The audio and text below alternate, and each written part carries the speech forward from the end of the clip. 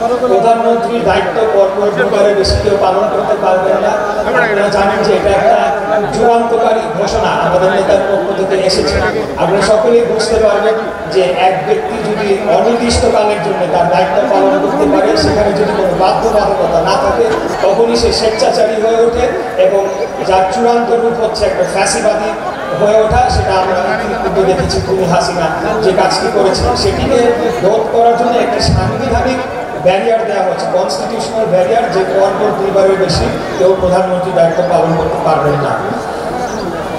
আমাদের এইখানে 6 নম্বর দফায় বলা হচ্ছে যে একটি উচ্চ কক্ষ গঠন করা হবে।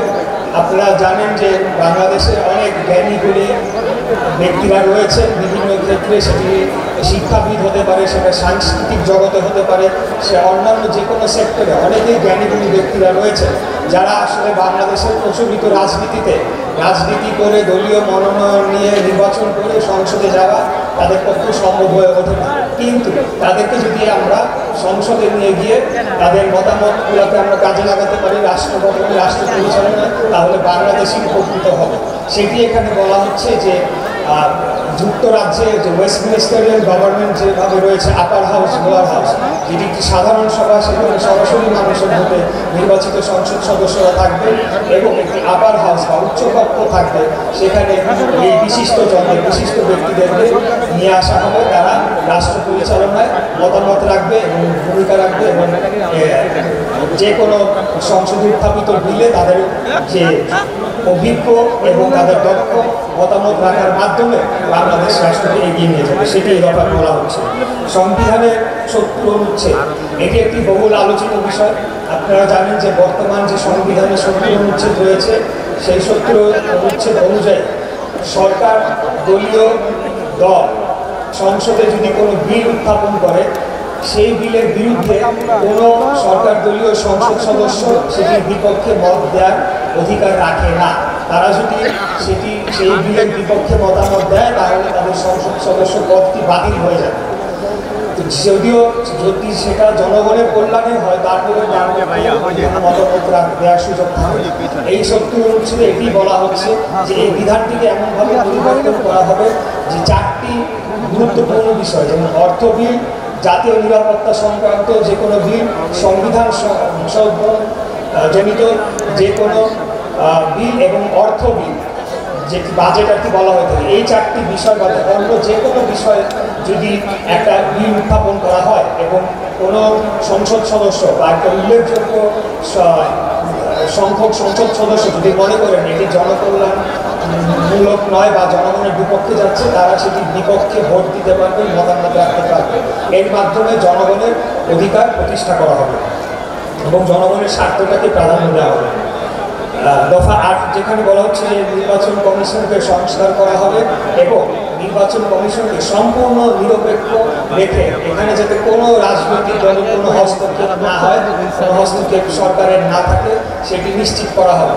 এটি খুবই গুরুত্বপূর্ণ জাতীয় নির্বাচনের ক্ষেত্রেও। এবং আপনারা জানেন যে যখন আমাদের স্থানীয় সরকার নির্বাচনগুলো হয়, তখন কিন্তু একটা দলীয় রাজনৈতিক দলই সরকার থাকে। অতএব নির্বাচন কমিশন সম্পূর্ণ নিরপেক্ষ হওয়া এবং তার অধীনে একটা নিজস্ব সচিবালয় থাকা এবং সেটিকে সম্পূর্ণ নিরপেক্ষভাবে কাজ করতে দেওয়াটা বাংলাদেশের গণতন্ত্রকে প্রতিষ্ঠা এবং বিকাশ করার জন্য অত্যন্ত গুরুত্বপূর্ণ এবং প্রয়োজনীয়, সেটি এই দফায় বলা হয়েছে।